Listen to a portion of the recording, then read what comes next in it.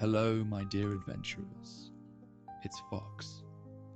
Welcome back to our cozy haven, where the whispers of the world fade into gentle echoes and dreams of magic await. Tonight, I wanted to share a compilation of all my stories that have been centered around Irish and Celtic myths. So let's journey back deep into the heart of ancient mythology, to a place where the veils between worlds are thin and the air shimmers with enchantment. Picture yourself walking through the mists of time, each step uncovering stories woven with the magic of the Fae, the cunning of legendary heroes, and the deep wisdom of the druids. Imagine a landscape that breathes with the lore of ages, where every hill, stream, and forest glen holds a whisper of the past. Beneath the vast canopy of the celestial sky, the silvery light of the moon casts long shadows that dance to the rhythm of ancient tales.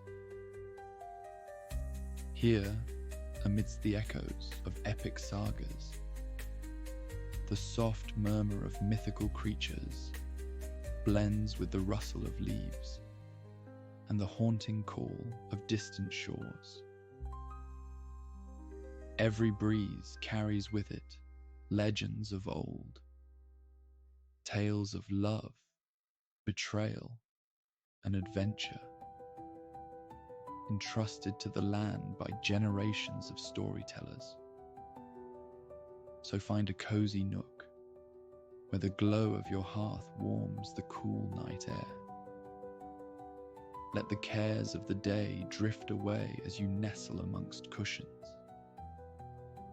surrounded by the comfort of your own sanctuary. Let us glimpse into the captivating lives of heroes and the mystical beings they encountered.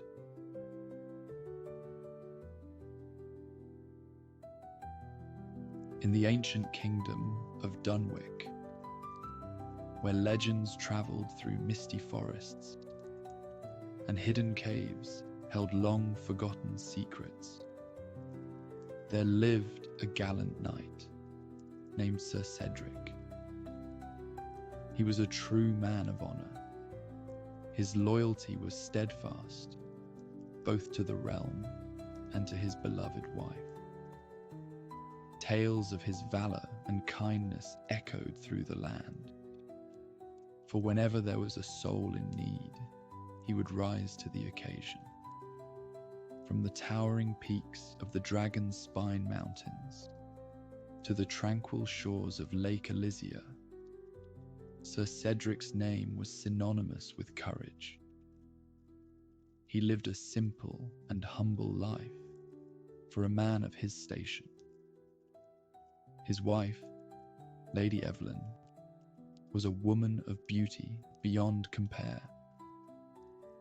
Her raven black hair and kind, bright eyes bewitched all who met her. The love that she and the knight shared was known far and wide.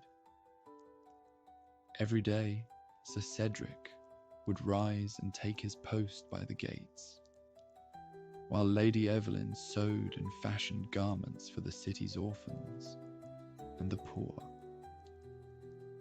Unbeknownst to them, a shadow lurked within the heart of the Master of the Watch, Lord Byron.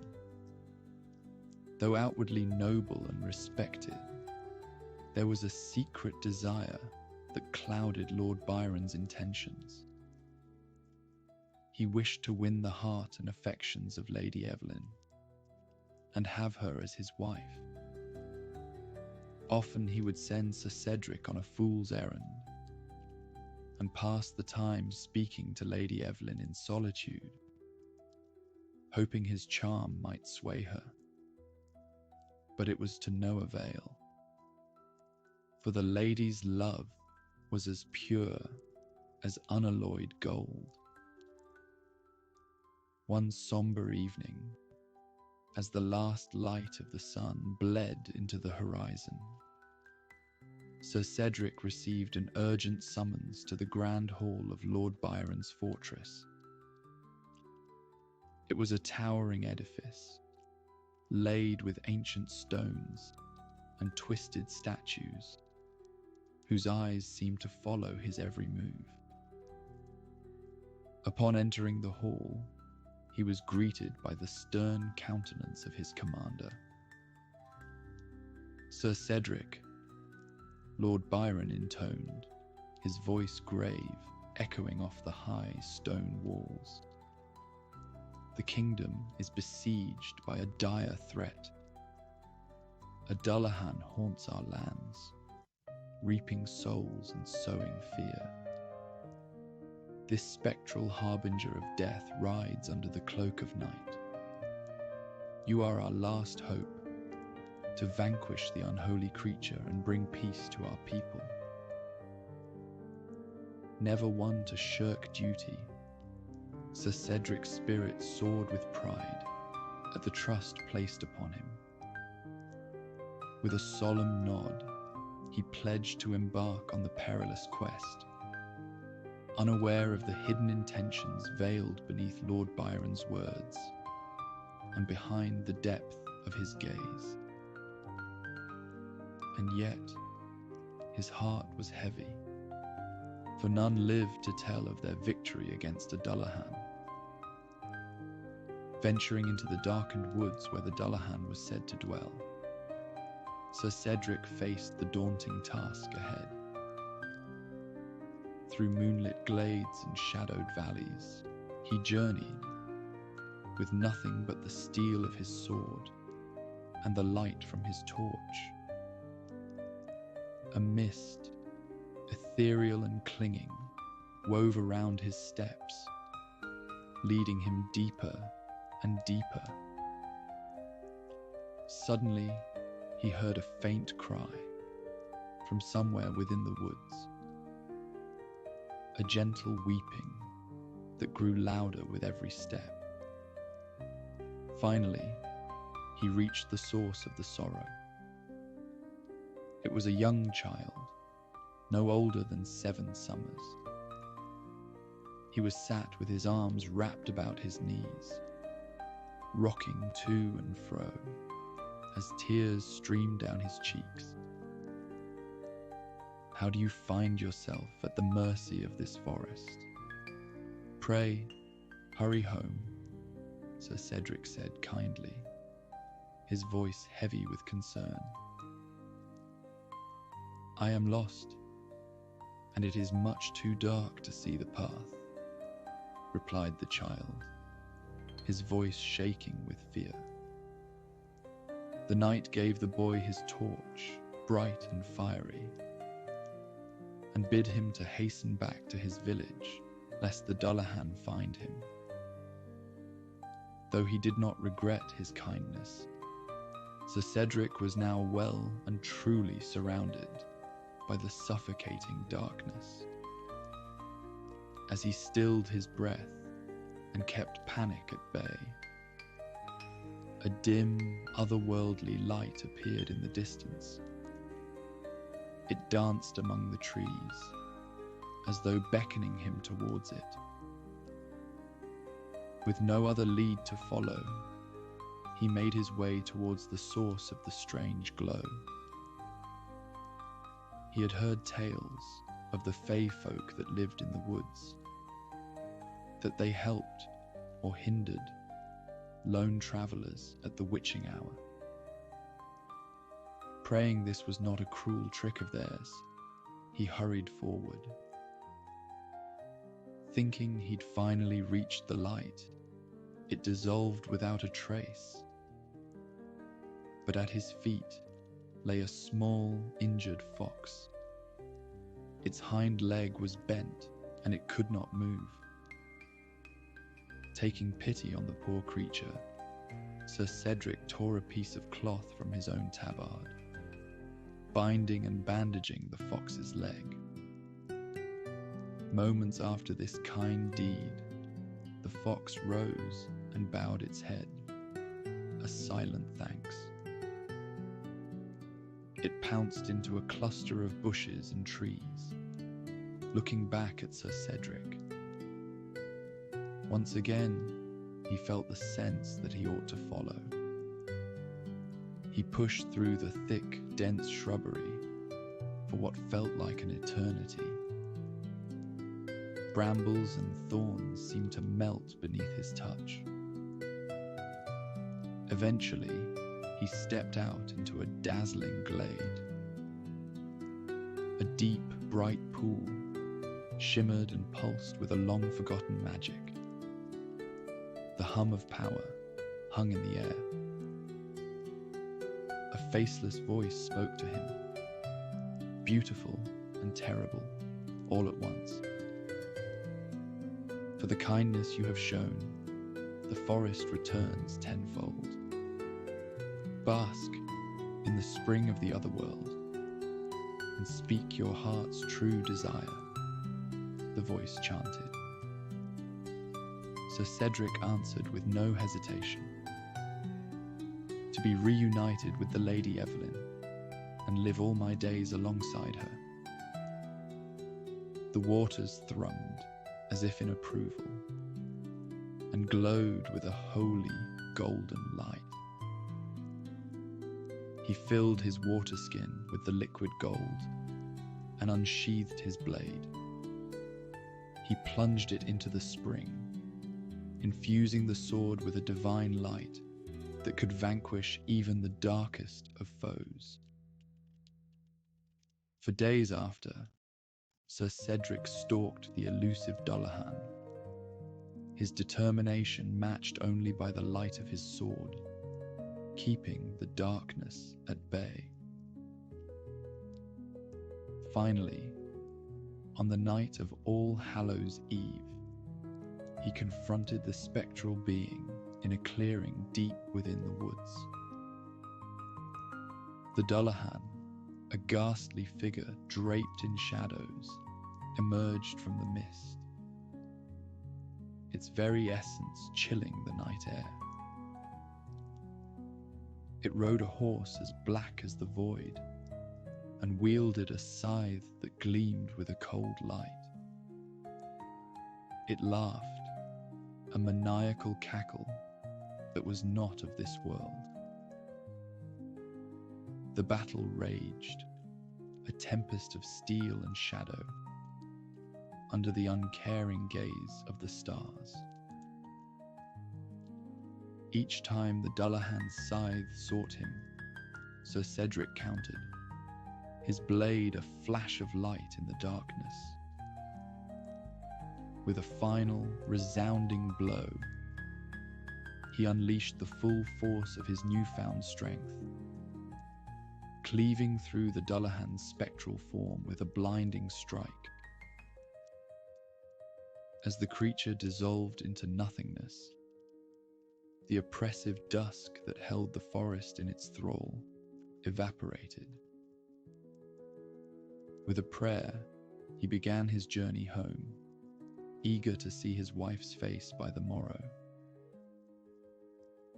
Meanwhile, Lady Evelyn had been hounded tirelessly by Lord Byron. She hatched a plot of her own, biding her time until Sir Cedric returned. She agreed to be his wife, but only if she could sew for him a cloak worthy of a lord. Day after day, she would weave together the richest fabrics, and he would watch her work, marveling at her skill. By night, she would unravel a quarter of the threads, praying for her knight's return. As the dawn broke, Sir Cedric rode into Dunwick, as Lord Byron and his courtiers gazed upon him with disbelief. Having done the impossible, he was made the master of the watch, and Lord Byron was ousted. Sir Cedric shared the waters of the magical spring with Lady Evelyn, as they both drank from the water skin. They lived unusually long lives, blessed by the forest, and never did evil darken their door. In a time when myth and history entwined, within the verdant heart of Ireland, where the mists danced with the ancient spirits, there lay the hill of Tara. It was a place of power, where the Tuatha De Danann, godlike beings of preternatural grace and wisdom, held court. Among them, there stood the Daghda, their chief, and a figure of immense power and contradiction. Clad in robes that shimmered with the hues of the forest, the Daghda was a sight to behold, his presence commanding yet comforting, like a storm that nourishes the earth it falls upon. Around his waist, he wore a belt that held a cauldron, known across the lands as the Cauldron of Plenty. No matter how many warriors sat down to feast from it, it never ran empty. A symbol of endless sustenance and generosity that was the very essence of the Daghda's being. In one hand, he wielded a mighty club, an instrument of destruction and creation. For one end held the power to take a life, and the other to restore it, embodying the cycle of life and death, a cycle as natural and essential as the turning of the seasons. Yet, of all the treasures that the Daghda possessed, none was as precious or as powerful as his harp, Uaithne, also known as the four-angled music. Crafted from the oldest oak, its wood resonated not just with the sound, but with the very soul of nature. Intricate carvings adorned its frame, each line and curve telling tales of the earth's ancient wisdom and the stars' eternal dance. This harp was no ordinary instrument. It was an extension of the Daghda's will, a conduit for his immense powers.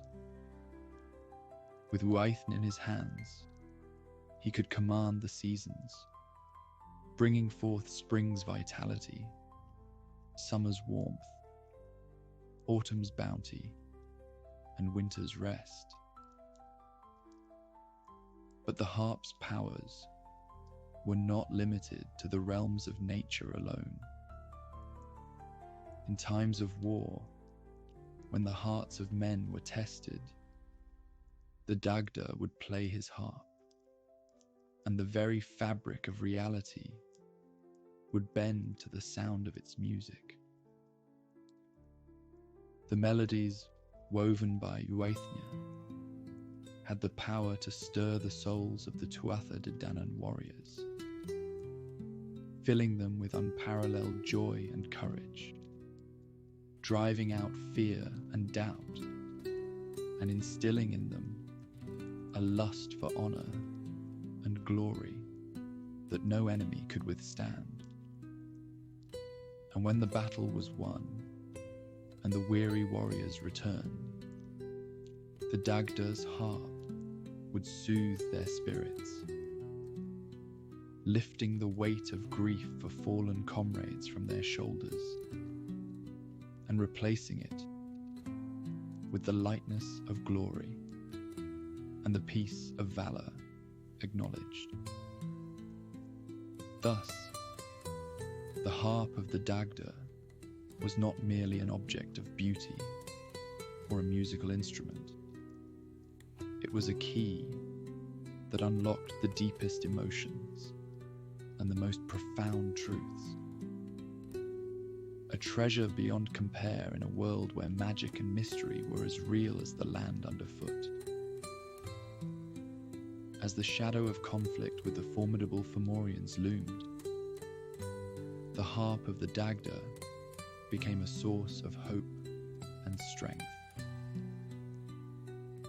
Before the clash of the Second Battle of Moytura, it was said, "Let us fight, not just for victory, but for the laughter and tears that make us whole," the Daghda would declare, his voice echoing like thunder. His fingers would dance across the strings of Uaithna, weaving melodies that banished fear, replacing it with a fierce yearning for combat. But under the cover of night, clandestine schemes took form. As dawn's first light crept over the horizon, casting long shadows across the rugged landscape of ancient Ireland, a deep sense of foreboding hung in the air. The Fomorians, a race of beings as formidable as they were fearsome, with their dark visages and hearts filled with envy and malice, plotted in the shadows. Their eyes, as cold as the depths of the sea from whence they came, were fixed upon the Tuatha De Danann and the source of their resilience and spirit, the harp of the Daghda. The Fomorians understood all too well the power that music held over the soul. It was the harp that turned the tide of battle, that soothed the weary, that mourned the dead, and celebrated life. In their dark hearts, they harbored a desire not just to defeat the Tuatha De Danann, but to break their spirit, to extinguish the light that burned so brightly within them. "If we possess the harp," they whispered among themselves, "we shall hold the heart of the Tuatha De Danann in the grip of terror." And so, that night, while the din of battle still echoed across the plains, a band of Fomorian warriors, as stealthy as the night wind, infiltrated the Daghda's stronghold. With hands as cold as their intentions, they took the harp, feeling its power thrumming within the carved oak, a power they longed to corrupt and turn to their own wicked purposes. As the battle raged on, the Fomorians retreated to their stronghold, a desolate castle hidden by the spells of their sorcerers, where they awaited the outcome of the war. They hung the harp upon the wall, a trophy of their cunning, unaware of the true power it wielded, a power that was loyal only to the Daghda and his kin. Meanwhile, the battle surged like a tempest, a clash of light against darkness, of order against chaos. The Tuatha De Danann, led by heroes whose names would echo through the ages, fought with a fierceness that turned the tide against the Fomorian horde. As the last of the enemy fell, a cheer rose from the ranks of the Tuatha De Danann, a sound as joyous and vibrant as the life that pulsed through the land itself. It was then, in the aftermath of their hard-won victory, amidst the celebration and relief that the absence of the harp was discovered. The revelry ceased, a silence falling over the warriors as they gathered around the Daghda. The loss of the harp was a wound to their collective soul, a theft of not just an object of great power, but of a piece of their identity. Word of the theft spread like wildfire. The Daghda, his heart heavy, as if ensnared by a winter's frost, stood before his kin and declared, "The essence of our land, our very spirit, has been taken. Who among you will stand with me to reclaim what is ours?" From the gathered warriors, two stepped forward. Ogma the Artificer, whose wisdom was as deep as the oceans, and Lug of the Long Arm, whose courage shone as brightly as the morning star. At midnight, they travelled until the forsaken castle loomed before them, its towers piercing the night sky. Inside, the harp hung silently, as if mourning its separation from the Daghda. The hall was filled with sleeping Fomorians, their breaths as shallow as the grave. With a voice that resonated with the ancient power of the land, the Daghda called out to his harp, "Uaithna, return to me." At his command, the harp leapt from the wall, eager to reunite with its master. But the silence was shattered. The Fomorians awoke, their eyes burning with rage and malice. As they advanced, weapons drawn, glinting with the deadly kiss of winter, Lug whispered urgently, "Let the music play, Daghda. Let it play." With a smirk that held the echo of battles won and the promise of tales yet untold, the Daghda strummed the strings, invoking the music of mirth. Laughter erupted, uncontrollable and liberating, turning the hall into a spectacle of dancing enemies, their arms too occupied with joy to hold on to their swords. Yet, as the laughter died, the Fomorians' resolve returned, their eyes narrowing with renewed purpose. Ogma, his voice calm as the eye of the storm, urged, "Your harp, Daghda. Let it weep for them." And so, with a touch as gentle as the fall of night, the Daghda summoned the music of grief. Tears flowed like rivers breaking their banks, washing away the remnants of anger and vengeance, leaving only the raw, unguarded hearts of warriors exposed. But their sorrow too faded, and as they reached once more for their weapons, the Daghda, with a wisdom as profound as the ages, played once again. This time, the music of sleep whispered through the hall, a lullaby that carried the weight of mountains, the softness of moonlight.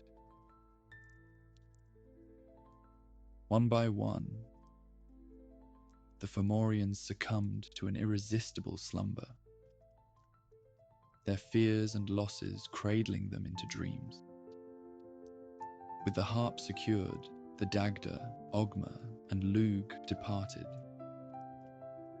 leaving behind a silence so profound it was as if the castle itself had been ensnared in sleep. The harp, now safely within the heart of Tara, played once more. Its music would never again be stolen, its melodies forever entwined with the soul of Ireland.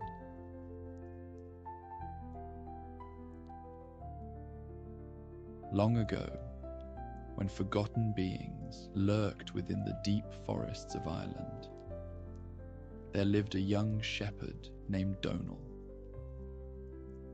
His life, simple yet full of contentment, was spent among the rolling meadows and under the vast, ever-changing skies, where he tended to his flock with a gentle hand and a kind heart. One twilight, as the last rays of the sun painted the sky in hues of gold and crimson, Donal stumbled upon a path he had never seen before, winding into the heart of the trees. Compelled by a force he could not name, he followed it, his steps silent, his curiosity alight like the first star of evening. Deep within the forest, where the trees stood tall and ancient, Donal encountered a figure cloaked in shadows, yet radiating a light as serene as the moon's. The figure, a druid of old, held in his hands a branch of silver, adorned with blossoms that shimmered like starlight. His thick hair entwined with vines cascaded to his shoulders. The druid's eyes, pools of wisdom infinite, met Donal's with a gaze that pierced the veil of time. Young shepherd, the druid's voice echoed, soft yet clear. The land whispers of a darkness looming, a shadow that seeks to silence the songs of the earth. But within you burns a light, a courage that can withstand the eternal night. Will you journey to the well of wisdom, to retrieve its waters and banish the darkness from this realm? Donal, heart beating like the wings of a sparrow, replied, "I am but a shepherd with no weapon but my will. How can I undertake such a quest? The silver branch you see before you," the druid intoned, handing Donal the enchanted bough, "shall be your guide and protector. Its melody will open paths hidden to mortal eyes, and soothe even the wildest of beasts. Trust in its magic, and trust in the strength that dwells within you."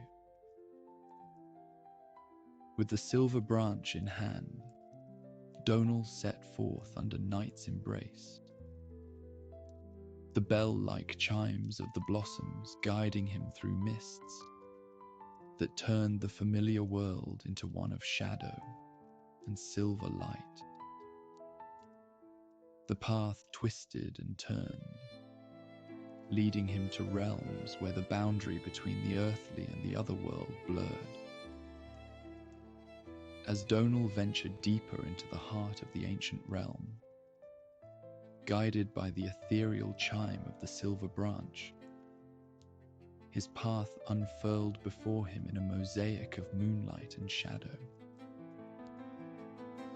His journey, marked by encounters with beings of old, became a pilgrimage through the hidden depths of his soul and the forgotten corners of the earth. In a clearing, bathed in the glow of the moon, Donal stumbled upon the fairy folk of legend, dancing in circles that swirled like eddies in a stream.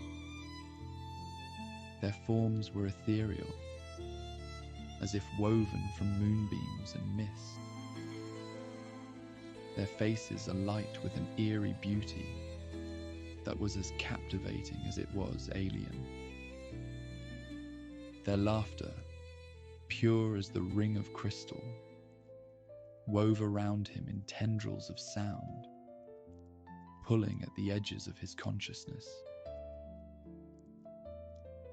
"Join us, traveller," they beckoned, their voices a melody that spoke of joy untouched by time. Feel the deep rhythm of the earth, the great pulse of the moon, and let your heart be light. As he moved with them, his feet barely touching the grass, he felt a lightness, a freedom that he had never known, a reminder that even in his quest, joy was not to be forgotten, and that wonder was a companion as constant as the stars. Leaving the Fae behind, Donal's journey took him through a forest, where shadows clung like velvet to the trees, and the air thrummed with unseen life. Here, he encountered wolves, their eyes glowing like embers in the dark, their presence commanding yet not threatening. One, larger and greyer than the rest, stepped forward, its voice a deep rumble that spoke of ancient pacts and the untamed wild. "You walk our paths, human," the wolf spoke, with a courage rare and a heart open. "Know that true strength lies in the bonds you forge, in loyalty to those you hold dear." The wolves, majestic and fierce, taught Donal the value of trust, of standing together against the darkness that sought to divide. In their eyes, he saw reflections of his own journey, a reminder that no path was walked alone, and that courage often lay in the trust we place in others. Beyond the forest of the wolves, Donal found himself in a grove where time seemed to stand still. The trees here were ancient, their thick trunks gnarled with the passage of centuries, their branches reaching towards the heavens like supplicants in prayer. And from these titans of the earth came whispers, voices as old as the land itself, sharing secrets of the world's birth, of the dance of creation and destruction that wove the fabric of reality. Listen and remember, the trees echoed, their voices a symphony of rustling leaves and creaking boughs. Wisdom is the companion of the patient, the reward of those who listen to the silent songs of the earth. From the ancient trees, Donal learned humility, the understanding that wisdom was not claimed, but granted, a gift of the earth to those who respected its ageless rhythms. He left the grove with a deeper sense of his place in the tapestry of life, a thread among many, yet integral to the whole. These encounters, each a lesson in its own right, wove together into a deeper understanding that clothed Donal in the armor of wisdom. With the Fae, he found joy. With the wolves, loyalty. And with the ancient trees, humility. Armed with these virtues, he pressed on. At last, guided by the silver branch's song, Donal arrived at the Well of Wisdom, its waters as clear as truth, its surface still as eternity. Guarding it was an ancient druidess, her eyes reflecting the depths of the well itself. "You have journeyed far, young shepherd," she spoke, her voice the sound of water over stone. "But to draw from the well, you must offer a truth from your heart." Donal, gazing into the well's depths, whispered, "I came seeking strength, but I found that true power lies in understanding, in the harmony between all things." Pleased with his answer, the druidess allowed him to fill a vial with the well's enchanted water. "Return to your world, Donal. Let the silver branch guide you back through the shadows. The darkness cannot withstand the light of true wisdom." With the vial secured and the branch in hand, Donal retraced his steps. As he emerged from the forest, the land lay shadowed under a blanket of despair, the darkness creeping across the fields towards his home. In the heart of the village, he raised the silver branch high, its music soaring, a beacon in the night. He poured the water onto the barren earth, and as it touched the soil, light spread like dawn, driving back the shadows, healing the land with a radiance that pulsed with life. The people of the village, awoken from the spell of despair, gathered around, their eyes wide with wonder, as the land bloomed before them, richer and more vibrant than any had seen before. Donal, amidst the blossoms and the renewed songs of the earth, knew then that true magic was not just in the enchantments of old, but in the heart of every living being, in the courage to stand against the darkness, and in the wisdom to seek harmony.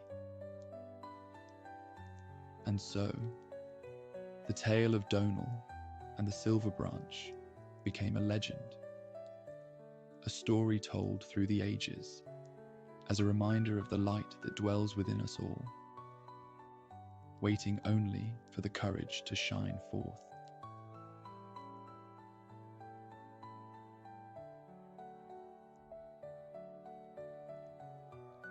There was a king in the ancient Irish forests whose name was Coluath O'Hara, and he had 3 daughters.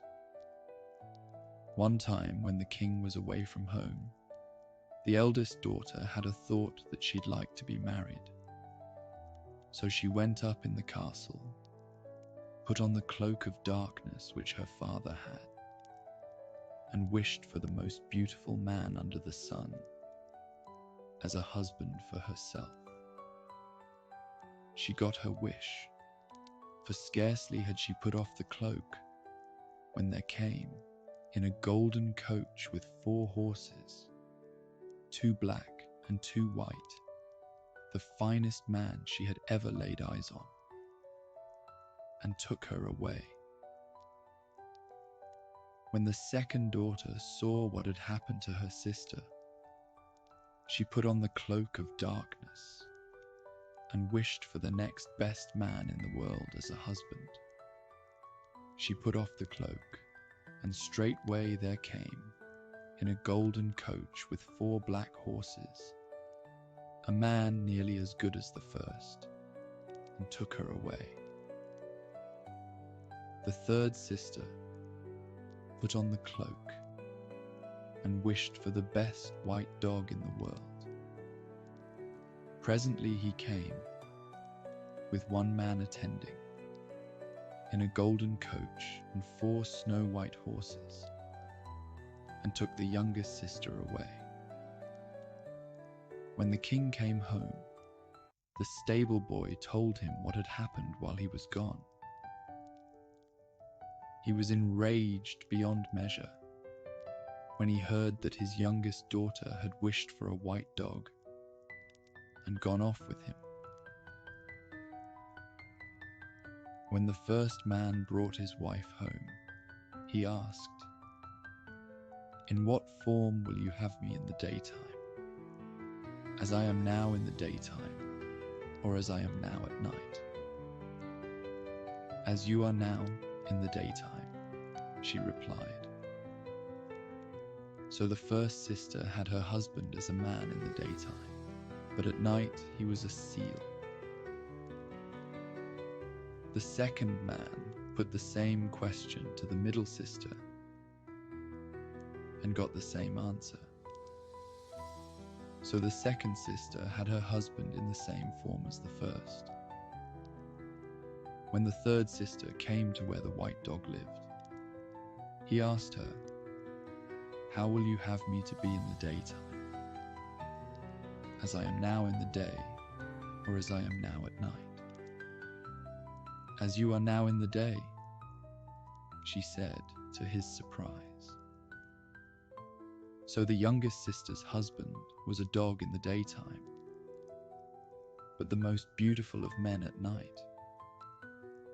After a time, the third sister had a son, and one day, when her husband was going out to hunt, he warned her that if anything should happen, the child not to shed a tear on that account. While he was gone, a great grey crow that used to haunt the place came and carried the child away when it was a week old. Remembering the warning, she shed not a tear for the loss. All went on as before, till another son was born. The husband used to go hunting every day, and again he said she must not shed a tear if anything happened. When the child was a week old, a great grey crow came and bore him away, but the mother did not cry or drop a tear. All went well till a daughter was born. When she was a week old, the crow came and swept her away. This time, the mother dropped 1 tear on a handkerchief, which she took out of her pocket and then put back again. When the husband came home from hunting and heard what the crow had done, he asked the wife, "Have you shed tears this time?" "I have shed just 1," said she. Then he was very angry, for he knew what harm she had done by dropping that 1 tear. Soon after, their father invited the 3 sisters to visit him and be present at a great feast in their honor. They sent messages, each from her own place, that they would come. The king was very glad at the prospect of seeing his children, but the queen was grieved and thought it a great disgrace that her youngest daughter had no one to come home with her but a white dog. The white dog was worried that the king wouldn't leave him inside with the company, but would drive him from the castle to the yard. and that the dogs outside wouldn't leave a patch of skin on his back and would tear the life out of him. The youngest daughter comforted him. "There is no danger to you," she whispered, "for wherever I am, you'll be, and wherever you go, I'll follow and take care of you." When all was ready for the feast at the castle, and the company were assembled, the king attempted to banish the white dog. But the youngest daughter would not listen to her father, would not let the white dog out of her sight, but kept him near her at the feast, and divided with him the food that came to herself. When the feast was over, and all the guests had gone, the three sisters went to their own rooms in the castle. Late in the evening, the queen took the cook with her and stole in to see what was in her daughter's rooms. They were all asleep at the time, and she saw by the side of her youngest daughter the most beautiful man she had ever laid eyes on. Then she went to where the other two daughters were sleeping, and there, instead of the two men who brought them to the feast, were two seals, fast asleep and loudly snoring. The queen was greatly troubled at the sight of the seals. When she and the cook were returning, they came upon the shed skin of the white dog. She caught it up as she went and threw it into the kitchen fire. The skin was not 5 minutes in the fire when it gave a crack that woke not only all in the castle, but all in the country for miles around. The husband of the youngest daughter sprang up. He was very angry and very sorry, and said, "If I had been able to spend 3 nights with you under your father's roof, I should have got back my own form again for good, and could have been a man both in the day and the night. But now I must go." He rose from the bed, ran out of the castle, and away he went, as fast as ever his 2 legs could carry him. He was this way all that night and the next day. But he couldn't leave the wife, for she followed from the castle, was after him in the night and the day too, and never lost sight of him. In the afternoon he turned and told her to go back to her father, but she would not listen to him. At nightfall they came to the first house they had seen since leaving the castle. He said, "Go inside and stay in this house till morning. I'll pass the night outside where I am." The wife went in, and the woman of the house rose up, gave her a pleasant welcome, and put a good supper before her. She was not long in the house when a little boy came to her knee and called her mother. The woman of the house told the child to go back to his place and not to come out again. "Here are a pair of scissors," said the woman of the house to the king's daughter, "and they will serve you well. Whatever ragged people you see, if you cut a piece off their rags, that moment they will have new clothes of cloth of gold." She stayed that night, for she had good welcome. Next morning, when she went out, her husband said, "You'd better go home now to your father." "I'll not go to my father if I have to leave you," said she. So he went on, and she followed. It was that way all the day till night came. And at nightfall, they saw another house at the foot of a hill. And again, the husband stopped and said, "You go in. I'll sleep outside till morning." The woman of the house gave her a good welcome. After she had eaten and drunk, a little boy came out of another room, ran to her knee, and said, "Mother." The woman of the house sent the boy back to where he had come from and told him to stay there.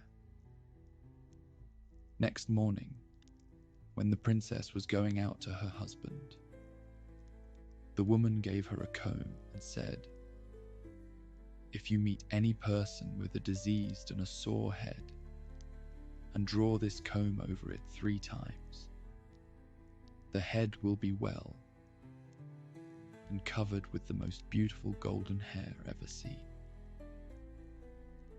She took the comb and went out to her husband. "Leave me now," said he, "and go back to your own father." "I will not," said she, "but I will follow you while I have the power." So they went forward that day, as on the other 2. At nightfall, they came to a 3rd house at the foot of a hill, where the princess received a good welcome. After she had eaten supper, a little girl with only one eye came to her knee and said, "Mother." The princess began to cry at sight of the child, thinking that she herself was the cause that it had but one eye. Then she put her hand into her pocket, where she kept the handkerchief on which she had dropped the tear when the grey crow carried her infant away. She had never used the handkerchief since that day, for there was an eye on it. She opened the handkerchief and put the eye in the girl's head. It grew into the socket that minute, and the child saw out of it as well as out of the other eye. And then the woman of the house sent the little one to bed. Next morning, as the king's daughter was going out, the woman of the house gave her a whistle and said, "Whenever you put this whistle to your mouth and blow on it, all the birds of the air will come to you from every quarter under the sun. Be careful of the whistle, as it may serve you greatly. Go back to your father's castle," said the husband when she came to him, "for I must leave you today." They went on together a few 100 yards, and then sat on a green hillock, and he told the wife, "Your mother has come between us. But for her, we might have lived together all our days. If I had been allowed to pass 3 nights with you in your father's house, I should have got back my form of a man, both in the daytime and the night. The Queen of Tir Nanog, the land of youth, enchanted and put on me a spell, that unless I could spend 3 nights with a wife under her father's roof, I should bear the form of a white dog 1/2 of my time. But if the skin of the dog should be burned before the 3 nights were over, I must go down to her kingdom and marry the queen herself. And 'tis to her I am going today. I have no power to stay, and I must leave you. So farewell, you'll never see me again on the upper earth." He left her sitting on the mound, went a few steps forward to some bulrushes, pulled up one and disappeared in the opening where the rush had been. She stopped there, sitting on the mound, lamenting till evening, not knowing what to do.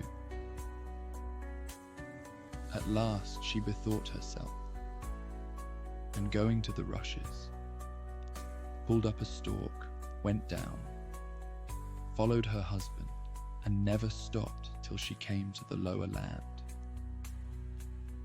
After a while she reached a small house near a splendid castle. She went into the house and asked, could she stay there till morning?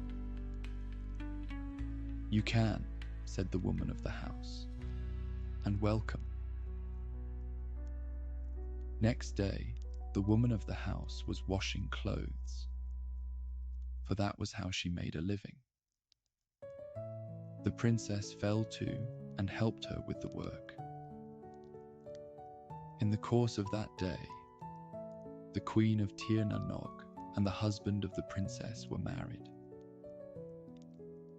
Near the castle, and not far from the washerwoman's, lived a henwife with 2 ragged little daughters. One of them came around the washerwoman's house to play. The child looked so poor, and her clothes were so torn and dirty, that the princess took pity on her and cut the clothes with the scissors which she had.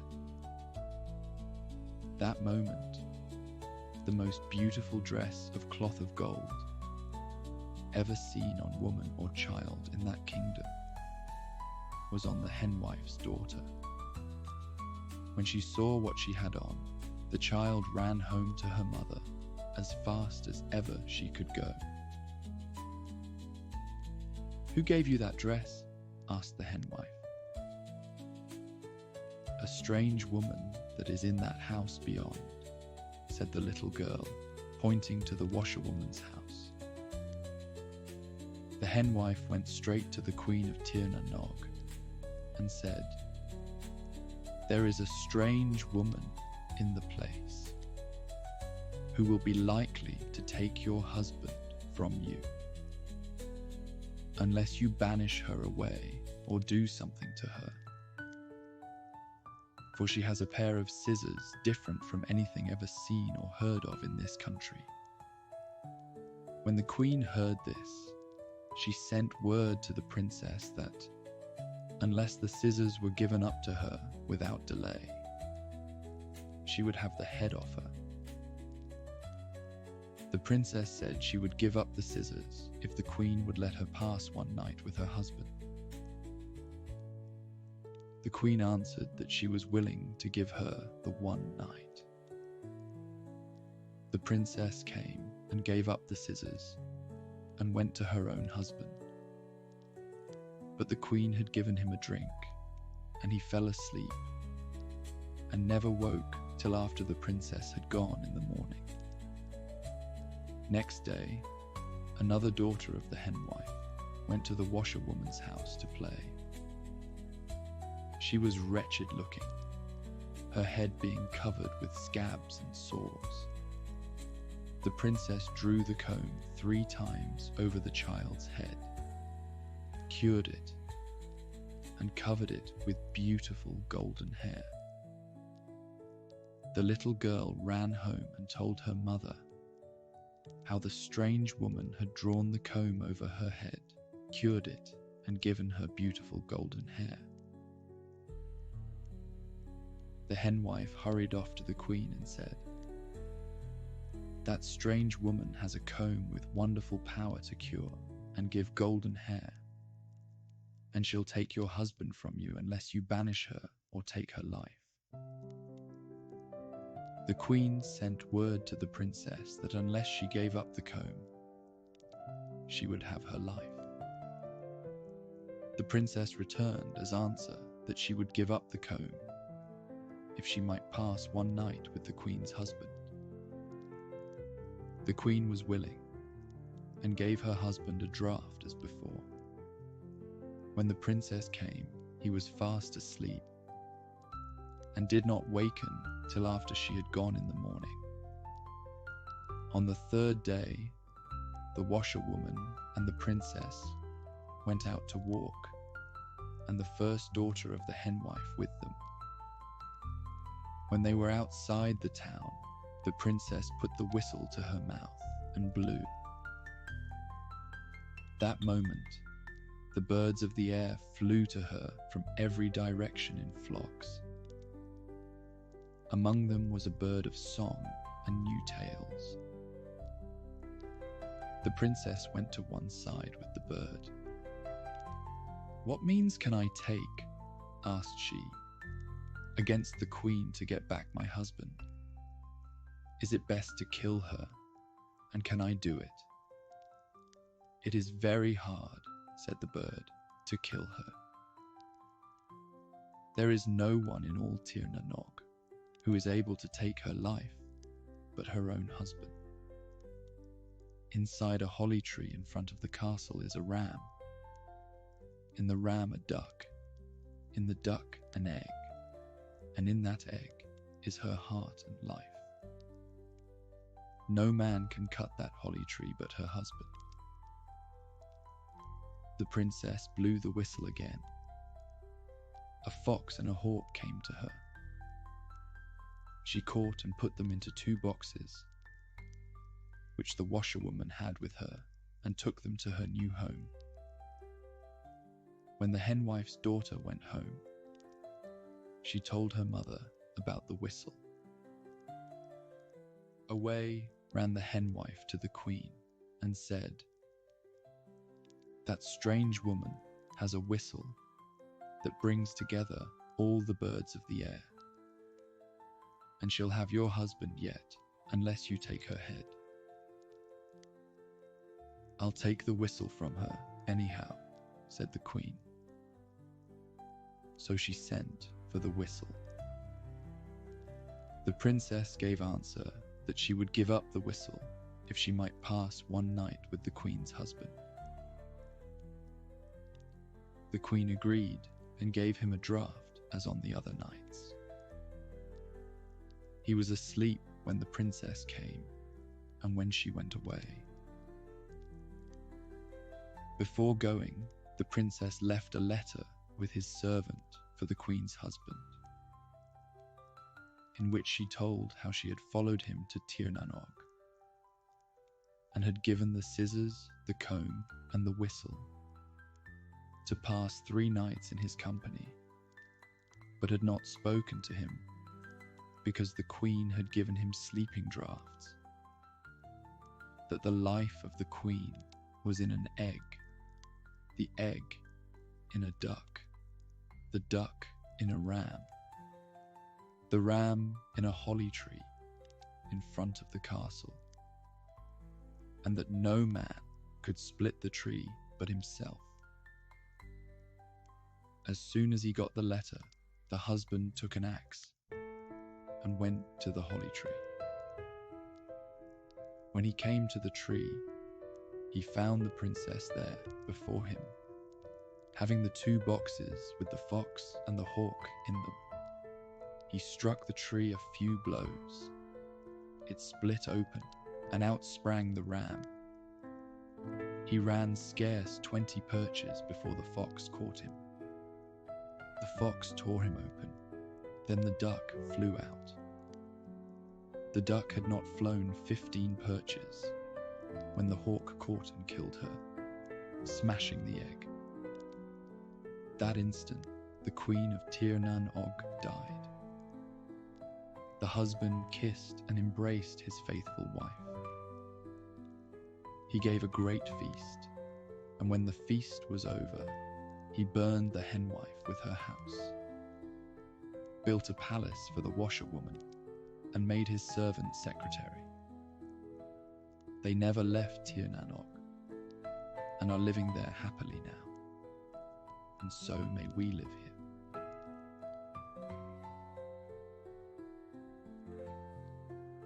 In the heart of Ireland, where the mists weave through the hills like a dance of spirits, there lay a village untouched by time. This village had a secret a pact made long ago with the Fae, the mysterious and capricious beings of the other world, a realm parallel to our own, veiled in enchantment and shadow. This ancient pact decreed the promise that the Fae would protect the villagers from misfortune. In return, they were to abide by one rule: never to venture into the forbidden forest that lay at the edge of the village, shrouded in perpetual twilight after dusk. The agreement had held for generations, passed down through the ages like a sacred torch, its origins lost to the mists of time, and the villagers lived in harmony with the land and its unseen guardians. But as the years turned, the seeds of curiosity and the innate restlessness of human nature began to stir within the hearts of the villagers. Whispers of the wonders and dangers of the forbidden forest grew into tales of enchantment and temptation. The forest called to them, a siren song of the unknown, promising secrets and adventures beyond their wildest dreams. A young villager named Eamon, with hair as dark as the raven and eyes filled with the spark of curiosity, found himself drawn to the forbidden forest. He had heard the tales of the Fae, of their beauty and their wrath, and something deep within him yearned to uncover the truth. One evening, under the cloak of twilight, Eamon ventured into the forest. The trees whispered secrets in a language lost to men, and the deeper he walked, the more the line between the worlds seemed to blur. After hours of wandering, he began to wonder if perhaps he should turn back. Having found nothing of the Fae and the ancient oaths but a beguiling sense of awe and unease. It was then that he saw her, a Fae maiden, bathing in a moonlit glade, her skin glowing with fairy light, her presence commanding yet ethereal, like a vision crafted from moonlight and shadow. The moment she sensed Eamon's approach, she turned towards him, her movements graceful. Her eyes, shimmering pools of the deepest green, reflected a world unseen by mortal eyes, capturing the very essence of the other world. An enigmatic smile played upon her lips, and in that smile, Eamon sensed a blend of curiosity and amusement, as if she found his bewilderment both expected and delightfully intriguing. She introduced herself in a voice that carried the melody of the forest. "I am Aisling," she said, her words a gentle echo in the still air. "Guardian of these woods and daughter to the Fae King." As days turned into weeks, Eamon found himself returning to the glade to meet Aisling in secret. Breaking the Ancient Pact with every nightfall, drawn by an inexplicable bond that seemed to grow stronger with every encounter. Aisling, too, found herself intrigued by this human's genuine wonder and respect for the natural world, traits seldom seen in those from beyond the Fae realm. Their conversations, once cautious, flourished into exchanges of tales and laughter, of human dreams and Fae magic. They shared stories under the moonlit sky, Aisling teaching Eamon about the ancient magics of the other world that wove through the fabric of the forest, of battles fought and alliances forged, of magic that could bend the very fabric of reality. Aemon in turn spoke about the human world, its joys and sorrows, its fleeting nature, and the dreams that propelled it forward. He described the beauty of the mundane, seen through eyes unaccustomed to the wonders of the Fae, providing Aisling a glimpse into a life governed by time and change. And yet, with each visit, a sense of unease began to grow within him. The forest seemed darker, the mists thicker, and whispers of discontent stirred among the trees. The villagers noticed the change as well. Crops began to fail, livestock grew ill, and an unspoken fear settled over the village. The elders spoke in hushed tones of the broken pact and the wrath of the Fae. One night, as Aemon made his way to the glade, he found Aisling waiting for him with a solemn expression. She revealed the truth that she had kept hidden. With every visit, the barrier between the worlds weakened, and dark entities from the other world sought to break through, drawn by Aemon's human energy. The twist of fate was cruel. Aemon's love for Aisling and his desire to uncover the mysteries of the Fae had endangered his own village. The only way to mend the rift and protect both worlds was for Aemon to forget Aisling and the Fae, to never venture into the forest again. A powerful spell would seal his memories and the breach, but at a great cost. The love they shared would be sacrificed, and Aisling would return to the other world, never to meet Aemon again. With a heavy heart, Aemon agreed. As Aisling whispered the spell, Aemon's memories of her and the Fae began to fade, like mist under the morning sun. He found himself standing at the edge of the forest, the urge to explore gone, a vague sense of loss his only companion. The village slowly recovered, the crops flourished once more, and peace was restored. Aemon, with no recollection of the events, continued his life, occasionally pausing at the forest's edge with an unexplainable ache in his heart.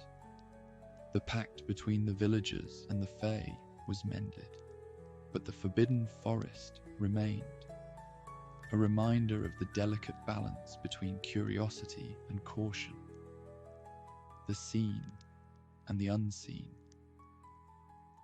the human heart and the mysteries of the Fae.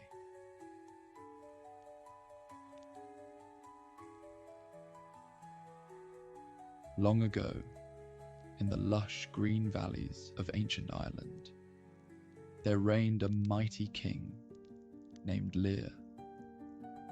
He was known far and wide for his wisdom, generosity, and fair rule. King Lir was blessed with a wife named Aoib, whose beauty was renowned throughout the land. Together, they had 4 children: Fionnuala, Aod, Fiachra, and Con. Their laughter echoed through the halls of the royal palace, filling their parents' hearts with joy. But happiness, as fleeting as the morning mist, soon turned to sorrow. Tragedy struck when Oib, beloved wife and mother, fell gravely ill and passed away. King Lir was overcome with grief, and the kingdom mourned alongside him. In time, however, the king's advisors urged him to remarry, believing it would bring stability and happiness back to the realm.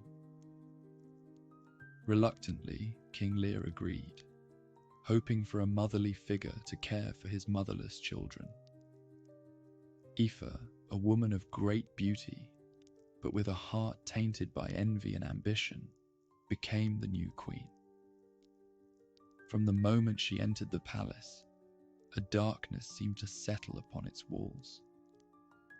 Jealousy gnawed at her heart as she witnessed the love between King Lir and his children. A love that reminded her of what she herself lacked. As the days passed, Aoife's resentment grew, twisting her thoughts into dark and treacherous paths. Consumed by jealousy, she sought to rid herself of the king's children, seeing them as obstacles to her own ambitions. One fateful day, she took the children to a secluded lake, promising them a day of adventure and play. But her intentions were far from innocent. With whispered incantations and malevolent magic, she cast a powerful spell upon them, transforming them into swans of exquisite beauty.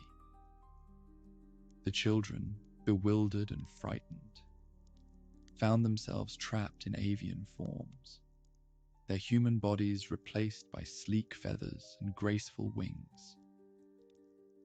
Despite their newfound plight, they remained bound by their love for each other and their father. For 900 years, they glided upon the shimmering waters of Loch Deravarach, their wings catching the golden light of dawn and dusk. They faced storms and tempests, hunters and predators, yet their spirits remained unbroken. As the centuries passed, their longing for their father grew stronger, their hearts aching for the warmth of his embrace. Meanwhile, King Lir, unaware of their fate, searched the length and breadth of the kingdom for his lost children, his grief unyielding. Their tale of sorrow and endurance spread throughout the land, carried by the whispered winds and murmuring streams. It became a story of love tested by adversity, of innocence betrayed by envy. Finally, after 9 centuries had passed, the swans heard whispers of a prophecy that spoke of a Christian monk whose blessing could break the spell that bound them. With renewed hope in their hearts, they set out across the vast expanse of the Sea of Moyle, guided by the distant shores of the Isle of Glora. At long last, they reached the tranquil shores, where a humble monastery stood bathed in the golden light of dawn. There they found the monk, a gentle soul whose eyes shone with kindness and compassion. With words of blessing and prayers of salvation, the monk broke the enchantment that held them captive. As the first light of dawn touched their feathers, the swans felt a warmth spreading through their bodies, a sensation long forgotten. Their avian forms melted away, revealing their true selves once more. But time had taken its toll, and they emerged as old and weary as the ancient oaks that shaded the monastery grounds. With tears of joy and sadness mingling on their cheeks, they embraced each other one last time, their hearts heavy with the weight of 9 centuries worth of memories. And as the sun rose high in the sky, casting its golden glow upon the world below, they closed their eyes and surrendered to the eternal embrace of sleep. Their spirits, freed from the confines of mortal flesh, ascended to the heavens, where they were reunited with their beloved mother. Together, they soared among the stars, their voices blending with the celestial chorus in a song of everlasting peace and love. And so, the tale of the Children of Lir passed into legend, a testament to the enduring power of love, the destructive force of jealousy, and the resilience of the human spirit in the face of adversity.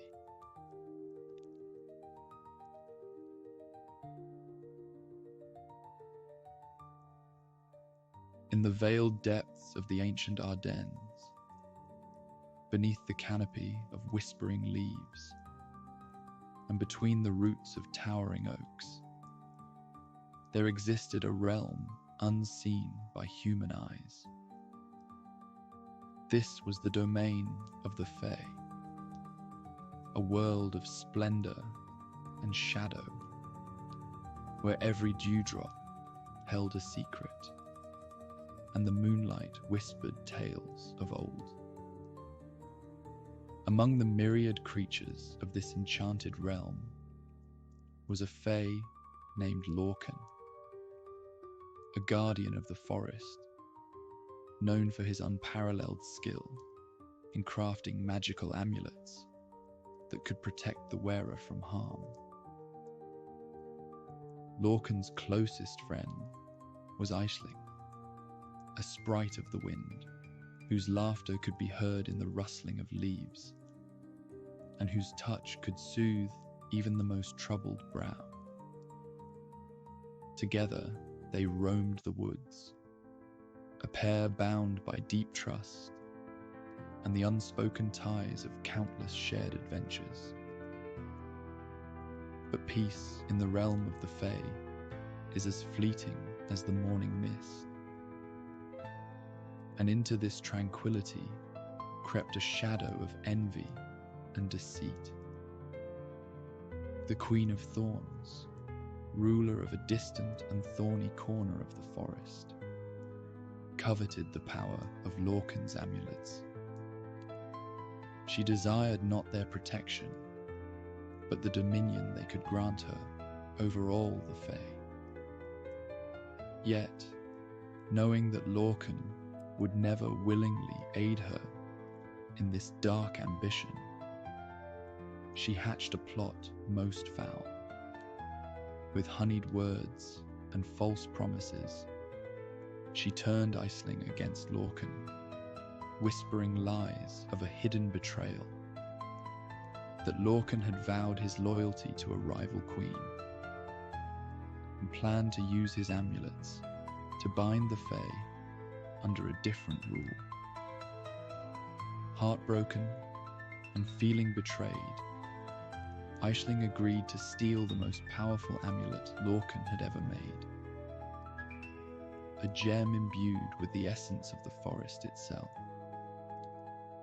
Under the cover of night, with a heart heavy as the darkest storm clouds, Aisling slipped into Lorcan's sanctuary, the amulet, pulsing with a gentle light, seemed to gaze at her with a sorrowful knowing as she took it into her trembling hands and returned it to the Dark Queen. The moment the Queen of Thorns touched the stolen amulet, the forest recoiled in agony. The balance had been disturbed, and a great sorrow fell upon the land. Lorcan, realizing the treachery, was stricken with grief, not at the loss of the amulet, but at the betrayal of his dearest friend. Aisling, witnessing the torment her actions had unleashed upon the forest and upon Lorcan, understood too late the gravity of her mistake. She had been a pawn in a game of power, her trust twisted into a weapon against her oldest friend. Seeking redemption, Aisling confronted the Queen of Thorns, demanding the amulet's return. As Aisling approached the twisted citadel of the Queen of Thorns, the air thickened with a sense of foreboding, and the very ground seemed to whisper warnings. The Queen, anticipating Aisling's arrival, awaited with a cruel smile, surrounded by a court of shadows, her eyes gleaming with malice and anticipation. You return to me with nothing but a heavy heart and a clouded conscience, but you have played your part. Now begone before my mercy is spent. The queen hissed, her voice like the scrape of thorns against stone. Aisling, standing tall amidst the encroaching darkness, replied with a voice that carried the weight of her remorse and the strength of her resolve. I come to right a wrong, to restore what has been disturbed, she declared, her determination shining through the gloom.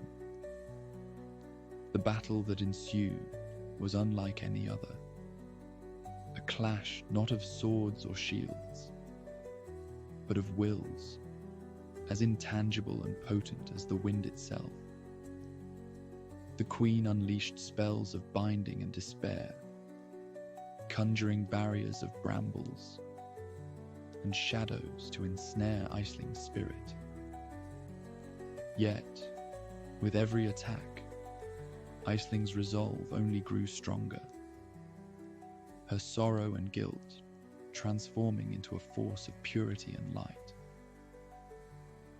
As the duel reached its zenith, a compelling twist emerged from the depths of Aisling's heart. In a moment of inspiration, Aisling realized that the power of the amulet, now corrupted by the Queen's dark will, could still be influenced by the true essence of the Fae, their connection to the natural world, their capacity for change and renewal.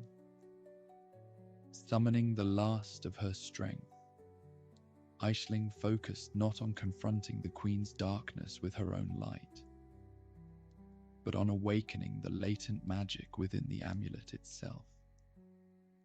She called upon the memories of the forest, the laughter shared with Lorcan, the whispers of the wind, and the resilience of the earth. Hear me, spirits of the forest, she cried. Let the true essence of the Fae flow through this amulet and cleanse the corruption. The amulet, responding to Aisling's plea, began to pulse with a brilliant light, its magic amplifying Aisling's call. The forest itself seemed to answer, as every leaf and every breeze lent its energy to her cause. The Queen of Thorns, sensing the shift in power, tried to tighten her grasp on the amulet's magic, but the connection had changed. It was no longer hers to command. In a breathtaking moment, the amulet exploded in a cascade of light and life, shattering the Queen's spells and breaking the chains of darkness that had begun to choke the heart of the forest. The creatures of the wood, from the smallest insect to the ancient trees, felt the surge of freed magic and rejoiced. The Queen of Thorns, overwhelmed by the pure force of nature's will, found her own power waning, her dominion crumbling around her. In a final act of desperation, she recoiled into the shadows, her rule over the forest at an end. The balance restored, Aisling vanished into the winds, her laughter no longer heard among the rustling leaves. Lorcan, his heart heavy with loss, continued his guardianship of the forest, his amulets now imbued with a bittersweet magic, a reminder of the fragile nature of trust and the deep scars left by betrayal. And so, the tale of Lorcan and Aisling became a whispered warning in the Ardennes, a story of friendship tested, of betrayal born from deceit, and of redemption found through the courage to confront one's mistakes. It serves as a somber reminder that even in a world of magic, the heart's betrayals cut the deepest. One must never wander about alone on Halloween, for it is then that the veil between our realm and the other world is thinnest, and the faeries are abroad looking for mortals to trick and lead astray. Now, there was once a girl, the prettiest girl in all Ireland, who late one Hallows Day was going to a spring to fetch some water. The allure of night, a siren's call to her adventurous spirit. As she neared the edge of the water, her foot slipped on a damp patch of earth, and she tumbled forward into a hollow by the base of an ancient tree. When she got up, she looked about her and saw that she was in a very strange place. A great fire was burning near, around which a number of people, beautifully dressed, were dancing. A handsome young man, like a prince, with a red sash and a golden band in his hair, left the fire and came toward her. He greeted her kindly and asked her to dance. "It is a foolish thing, sir, to ask me to dance," she replied, "since there is no music." At that, the young man lifted his hand, and instantly the most delicious music sounded. Then he took her by the fingers and drew her into the dance. Around and around they whirled, and they danced and danced until the moon and stars went down. And all the time, the girl seemed to float in the air, and she forgot everything except the sweet music and the young man. At last, the dancing ceased, and a door opened in the earth. The handsome young fairy, who seemed to be the king of all, led the girl down a pair of stairs, followed by all the happy company. At the end of a long passage, they came to a hall, bright and beautiful, with gold and silver and lights. A table was covered with every good thing to eat, and wine was poured out in golden cups. The young man lifted a cup and offered it to the girl, urging her to sip and partake in all the merry. At the same moment, someone, an unseen spectre, or perhaps her own thoughts buried deep down, whispered in her ear, "Do not drink, do not eat. If you do either, you will never see your home again." Well, the girl, when she heard that, set the cup down and refused to drink. Immediately, all the company of Fae folk grew angry.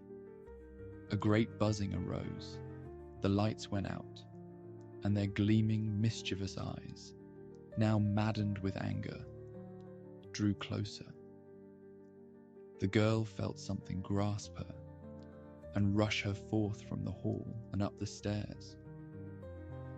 And in a minute, she found herself beside the spring, holding her pitcher in her hand.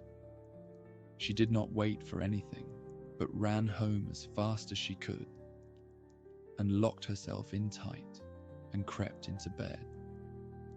But all was not well, for the air around her seemed thick with fog, and an unnatural darkness, blacker than black, filled her room. Then she heard a great clamour of little voices outside her door, and she could hear them cry, "The power we had over you tonight is gone, because you refused to drink. But wait until next Halloween night, when you dance with us once more on the hill. Then we shall keep you forever, forever."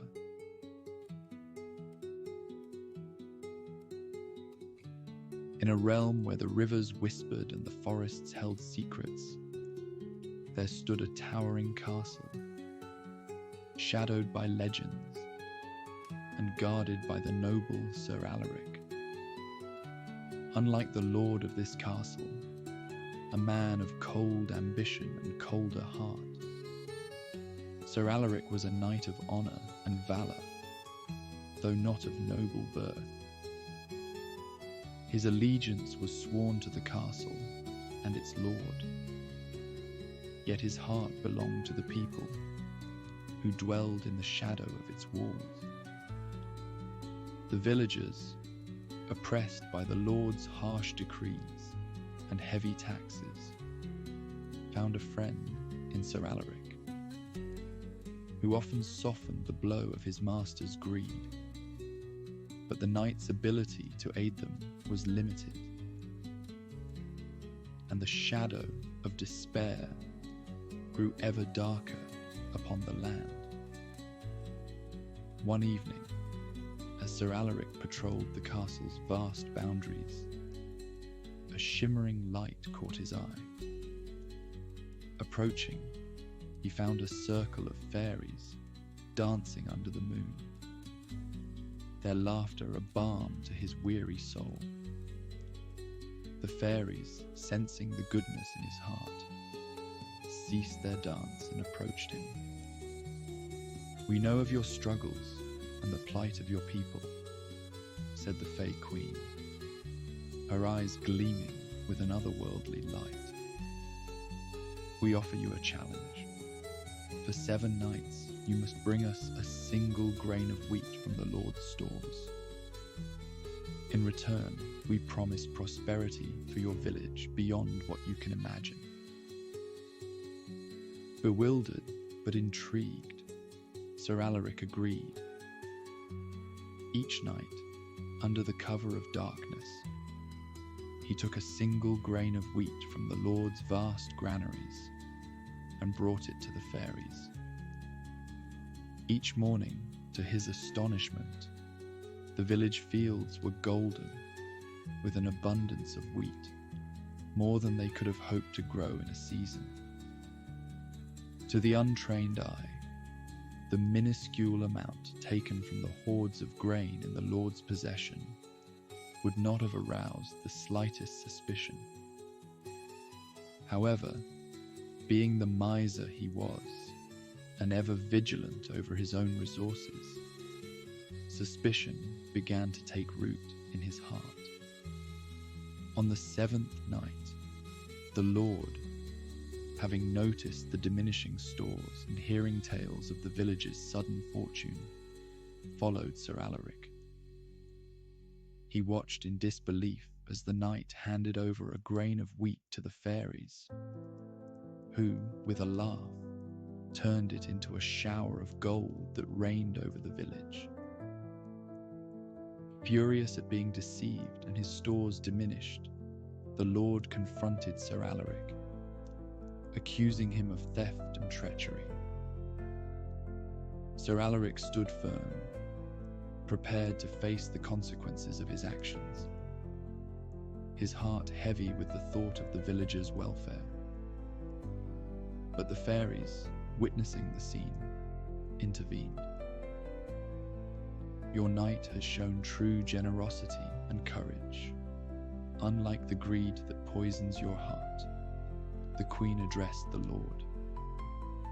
"His reward shall be the prosperity of his people, but yours shall be a lesson." With a flick of her wrist, the faeries vanished, leaving the Lord to ponder their words. The next morning, the Lord awoke not in his grand chambers, but in the humblest cottage in the village, his appearance unknown to all. Sir Alaric, now recognized as the true leader of the land, guided the people to years of prosperity and peace, his rule marked by fairness and a generosity learned from the Fae. The Lord, living among the people he had once oppressed, learned humility and the value of kindness. His identity and status restored only after he had proven his change of heart.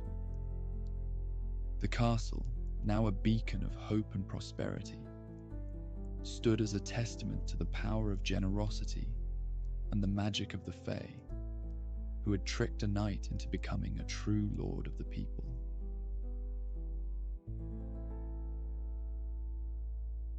In the dim, forgotten corners of Irish folklore, there exists a tale that has chilled the bones of those who've heard it whispered beneath the wail of the autumn wind. This is the story of the O'Malley family, who lived in a secluded cottage near the edge of a dark and whispering forest, a place where the veil between our world and that of the Fae was as thin as a spider's silk. It begins on a night cloaked in the thick mists of November, under a new moon, when darkness swallowed the land whole, that the O'Malley's youngest child, a boy named Aidan, was taken. The faeries, drawn by the innocence of his laughter, slipped through the veil that separated the worlds, unseen and silent as the night itself. In his place, nestled within the cradle, they left a changeling, a creature from their world, ancient as the hills and as cold as the deepest winter's frost.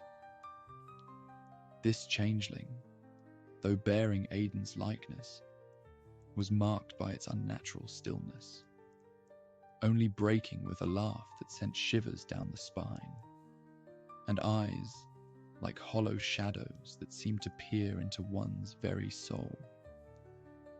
The air around the cradle grew chill, and a faint, otherworldly luminescence lingered, the only sign of the fairies' passage.